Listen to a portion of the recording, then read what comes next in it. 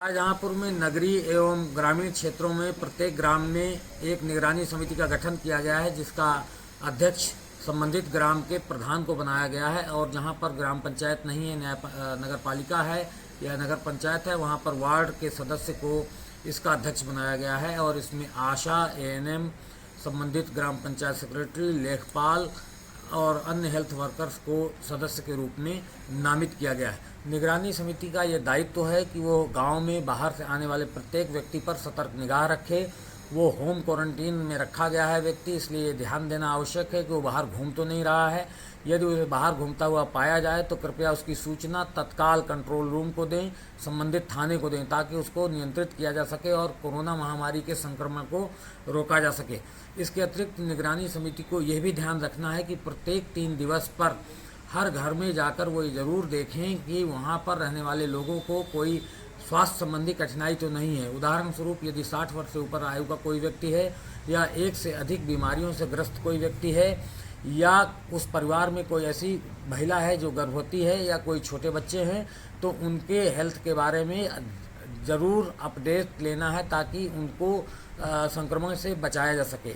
इसके अलावा हर सदस्य के बारे में ये जानकारी लेनी है कि जो बाहर से आया हुआ व्यक्ति का परिवार है उसमें किसी व्यक्ति को खांसी, जुकाम, तेज बुखार, सर दर्द और सांस लेने में कोई तकलीफ तो नहीं है। यदि उनमें ये लक्षण पाए जाते हैं तो उनको उसकी सूचना संबंधित स्वास्थ्य केंद्र में अनिवार्य रूप से देनी है, संबंधित आशा या एएनएम को, ताकि उनका कोविड टेस्ट कराया जा सके और ज़रूरत पड़ने पर उनका इलाज किया जा सके। इस बीमारी से बचाव का एकमात्र तरीका सोशल डिस्टेंसिंग है, इसलिए इन निगरानी समितियों को इस बात का भी ध्यान रखना है कि बाहर से आए हुए व्यक्ति अनावश्यक गांव में न टहलें, अपने घरों में रहें और घरों में भी यथासंभव अलग कमरे में रहें। यदि उनके पास स्थान कम हो तो गांव के किसी भी स्कूल को इस बात के लिए इस्तेमाल किया जा सकता है कि वो वहां पर निवासित रह सकते हैं। बाहर से आए हुए व्यक्ति यथासंभव घर से बाहर निकलकर कहीं काम पर न जाएं, उनको घर में रहना है 14 दिन, और 14 दिन के उपरांत यदि उनमें कोई लक्षण प्रकट नहीं होते तब वो अपने रोज़मर्रा की साधारण ज़िंदगी जी सकते हैं। इस बीमारी से बचाव का एक और अच्छा तरीका है भारत सरकार के द्वारा जारी किया गया आरोग्य सेतु ऐप।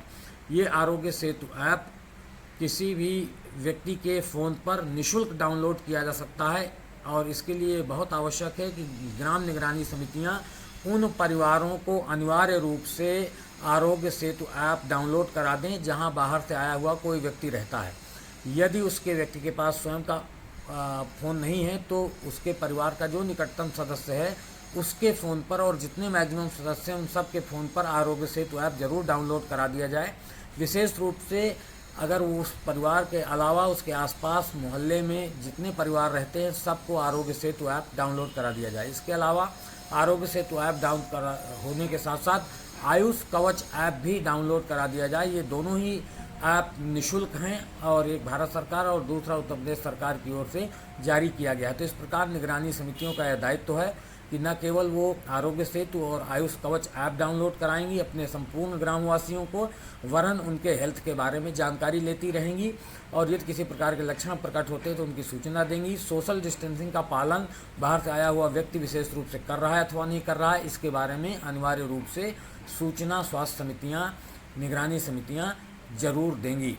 मैं आशा करता हूँ कि आप लोगों के सहयोग से कोरोना महामारी के संक्रमण को रोकने में शाहजहांपुर जनपद सफल होगा। अभी तक के हमारे प्रयास और आपका सहयोग बहुत ही उल्लेखनीय रहा है और इसके कारण जनपद शाहजहांपुर अभी भी ग्रीन जोन में है, लेकिन बाहर से आए हुए व्यक्तियों के कारण यहाँ के लोग संक्रमित हो रहे हैं और अभी एक केस नवीन पाया गया है जिसमें एसिम्टोमेटिक कोरोना पॉजिटिव केस पाया गया है।